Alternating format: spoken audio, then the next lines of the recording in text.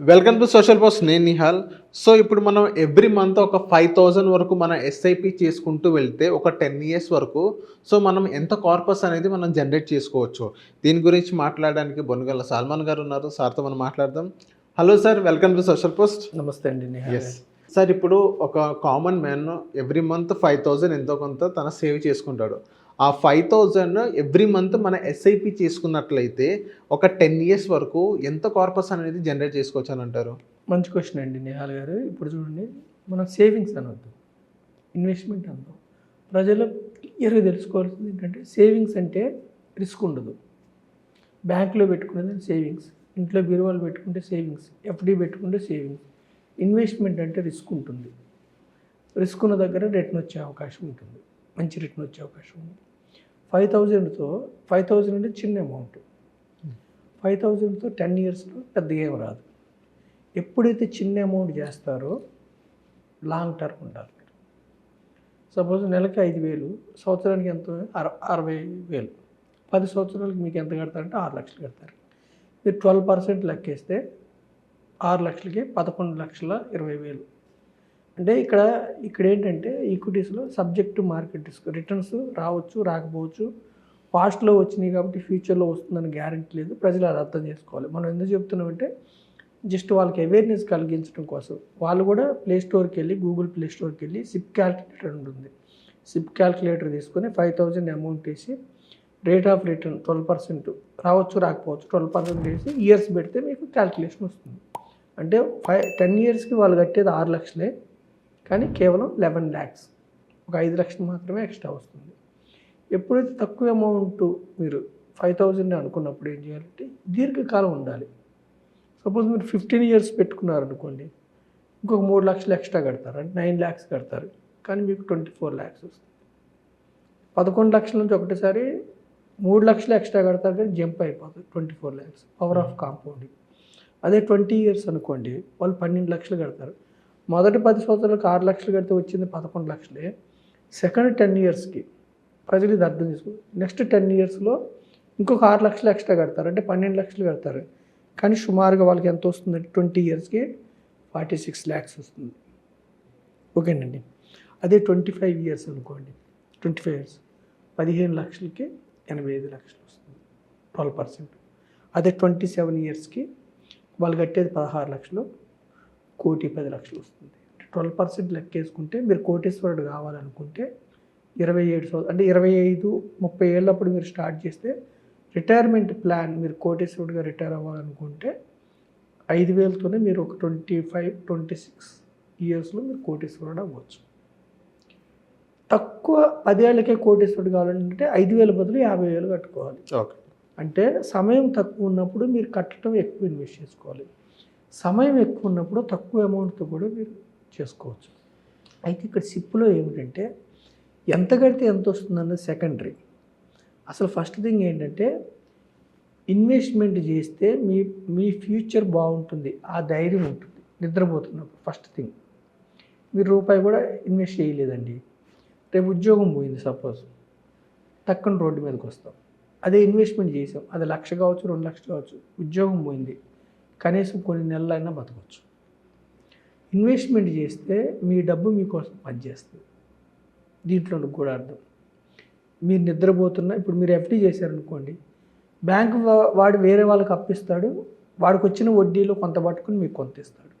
అదే ఇన్వెస్ట్మెంట్ చేశారనుకోండి, కంపెనీస్లో ఓనర్స్ అవటం వల్ల కంపెనీస్ యొక్క మేనేజ్మెంటు మీకోసం పనిచేస్తూ ఉంటుంది ఇన్వెస్ట్మెంట్ చేస్తే. సో డబ్బు మీకోసం పనిచేస్తుంది, అంటే మీరు నిద్రపోతున్నా డబ్బు మీకోసం పనిచేయాలి. అలాంటప్పుడు ఎఫ్డి కూడా పనిచేస్తుంది కదా సార్? ఇప్పుడు ఎఫ్డీలో రియల్ రిటర్న్ రావట్లేదు, పర్చేసింగ్ పవర్ తగ్గిపోతుంది.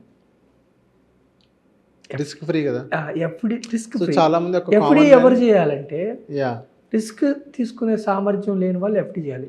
ఆల్రెడీ ధనవంతులు అయ్యారు, వాళ్ళ దగ్గర 100 కోట్లు, 50 కోట్లు, 10 కోట్లు, కోటో ఉంది, వాళ్ళకి ఇంకా ఎక్కువ అవసరం లేదు. ఉన్న డబ్బును సంరక్షించుకుంటే చాలు, వాళ్ళు ఎఫ్డి. మన డబ్బు సంపాదించలేదు, మనం డబ్బు లేదు, ఆప్షన్స్ లేవు, కానీ పెరగాలి డబ్బు, ఈక్విటీస్. మళ్ళీ డబ్బు పెరగాలని క్రిప్టోకి వెళ్ళమంటలా, బెట్టింగ్ యాప్స్కి వెళ్ళమంటలేదు, రమ్మీలకి వెళ్ళమంటలే, గుర్రపందాలకు వెళ్ళమంటలా.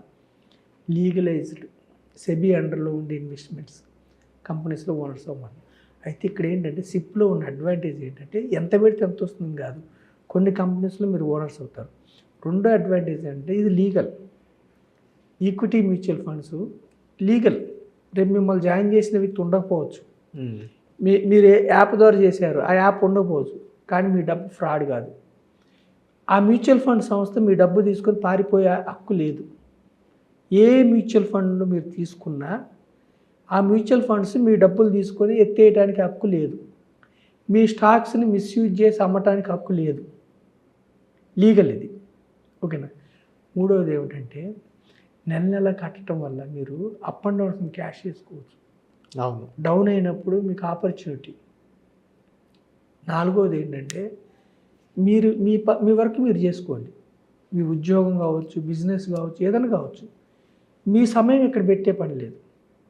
మీరు ఒక డీసెంట్ పోర్ట్ఫోలియో ఒక 2-3 ఫండ్స్ తీసుకొని లార్జ్ క్యాప్ కావచ్చు, మిడ్ క్యాప్ కావచ్చు, స్మాల్ క్యాప్ కావచ్చు, మీరు తీసుకున్న తర్వాత మీరు ఇన్వెస్ట్ చేసుకుంటూ ఉంటే మీకోసం ఒక ప్రొఫెషనల్ మేనేజ్మెంట్ ఉంటుంది మీకోసం. నాలుగవది ఏంటంటే అసలు హై ఏంటంటే power of compound. Power of compound చిన్న చిన్న పనులు క్రమక్రమంగా చేయటం వల్ల హై రిజల్ట్ వస్తుంది. అయితే ఇక్కడ ప్రజలు గుర్తుంచుకోవాల్సింది ఏంటంటే పవర్ ఆఫ్ కాంపౌండింగు నెగిటివ్ ఇంప్రెషన్ చాలా ఉంటుంది. ఇప్పుడు మనం ఫస్ట్ సిప్ స్టార్ట్ చేస్తాము, 5 ఏళ్ళు ఏం కనపడదు మీకు. ఆ టైంలో మీకు ఏమొస్తుందంటే వీళ్ళు ఇలాగే చెప్తారు, ఇది పెరగదు, పెరగదు, ఇది తీసేసుకుందాం. ఈ మల్టిప్లికేషన్ మీకు అర్థం కాదు. పవర్ ఆఫ్ కాంపౌండింగ్లో 10 years 15 years వరకు వచ్చే మల్టిప్లికేషను సామాన్య ప్రజలకు అర్థం కాదు. రెండోది ఏంటంటే ఇక్కడ ఈక్విటీస్లో స్లోప్ వైజ్గా పెరగదు. మీకు నేనేం చెప్పాను, ఫస్ట్ 10 yearsలో 12% వస్తే 6 లక్షలు కడితే 11 లక్షలు అన్నా కదా. 11వ సంవత్సరంలో మార్కెట్ డౌన్ అయింది. ఆ 11 లక్షలు మళ్ళీ 9 అవుతుంది.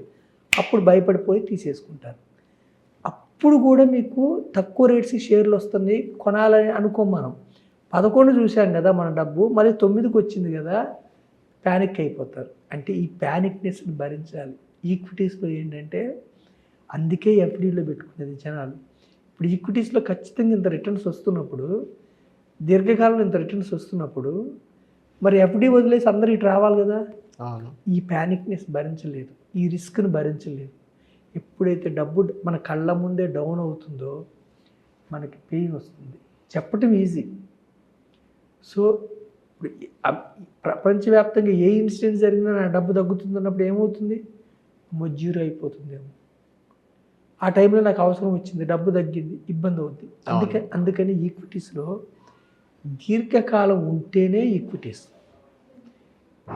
దీర్ఘకాలం ఇప్పుడు ముఖేష్ అంబానీ గారు ఉన్నారండి, రిలయన్స్ స్టాక్ ఉంది, డౌన్ అయినప్పుడు ఆయన డబ్బు కూడా డౌన్ అయింది.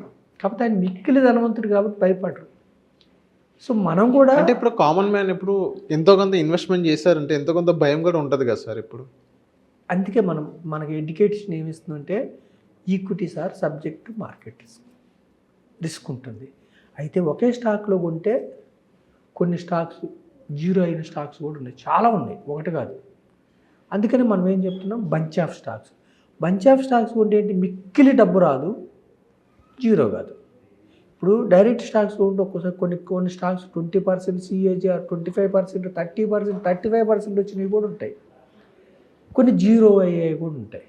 అందుకని ఈ ఇండెక్స్ ద్వారా, ఈ మ్యూచువల్ ఫండ్స్ ద్వారా ఉంటే పెద్ద మొత్తంలో ఏం రావు మీకు. ఓకే. ఎఫ్డీ కంటే ఒక 6%, 7% వచ్చే అవకాశాలు మిక్కిలి ఉన్నాయి.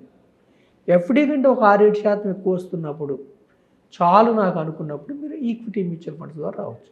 లేదు హై రిటర్న్స్ కావాలన్నప్పుడు మీరు డైరెక్ట్ స్టాక్స్ పోర్ట్ఫోలియో మల్టీ బ్యాగర్స్ని పట్టుకుంటే కొన్ని 10 yearsలోనే కోటీశ్వరులు చేయాలి. ఇప్పుడు ఇన్ఫోసిస్ ఉంది, 100 మందిని కోటీశ్వరులు చేసింది, మల్టిప్లై అయింది. బజాజ్ ఫైనాన్స్ కావచ్చు, ఇన్ఫోసిస్ కావచ్చు, HDFC బ్యాంక్ కావచ్చు, కొన్ని అంటే మన కళ్ళ ముందు మనకు తెలిసిన స్టాక్సే.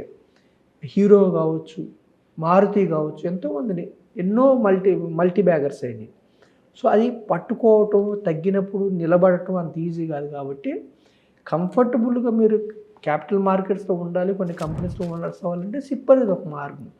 సిప్ ఏమిటంటే ఒకటేసారి పెద్ద మొత్తంలో డబ్బులు పెట్టలేని వాళ్ళకి చిన్న చిన్నగా కొంచెం కొంచెం పెట్టుకుంటూ కొన్ని కంపెనీస్లో ఓనర్స్ అవుతూ ఆ కంపెనీస్ వచ్చే లాభాలను బట్టి మీ షేర్ వాల్యూ పెరుగుతూ ఉంటుంది కాబట్టి ఆ కంపెనీకి లాభాలు వచ్చిన డివిడెండ్లు ఇస్తారు. ఆ డివిడెండ్లు మీకు యాడ్ అవుతాయి మ్యూచువల్ ఫండ్స్, ఎటు పోవు, ఎన్ఏవి పెరుగుతూ ఉంటుంది. దీర్ఘకాలంలో మీరు మంచి రిటర్న్ జనరేట్ చేసుకోవచ్చు. ప్రజలు ఇక్కడ అర్థం చేసుకోవాలంటే రిస్క్ ఉంటే రివార్డ్ ఉంటుంది. రిస్క్ అన్నాం కదా అని ట్రేడింగ్ వైపు వెళ్ళొద్దు. Okay okay. రిస్క్ అన్నాం కదా అని క్రిప్టోల వైపు వెళ్ళొద్దు. రిస్క్ అన్నాం కదా అని అనాథరైజ్డ్ పాంజీ స్కీమ్స్. ఇప్పుడు క్యాపిటల్ మార్కెట్స్ మీద ఇంత అవేర్నెస్ మనం ఇస్తున్నాం కాబట్టి ఎవరెవరో అన్నోన్ లింక్స్ పంపి కృత్రిమమైన డిమాట్ అకౌంట్ యాప్లు చూపించి కృత్రిమంగా డబ్బులు వచ్చేటట్టు చూపించి కొంత పెట్టిన తర్వాత లాక్ చేసేసి మోసాలు చేస్తున్నారు. ప్రజలు ఆ విషయాల్లో అవేర్నెస్ ఉండమని మీ ద్వారా నేను తెలియజేస్తాను. సో థ్యాంక్ యూ సార్ మా సోషల్ పోస్ట్ వచ్చినందుకు. Thank you.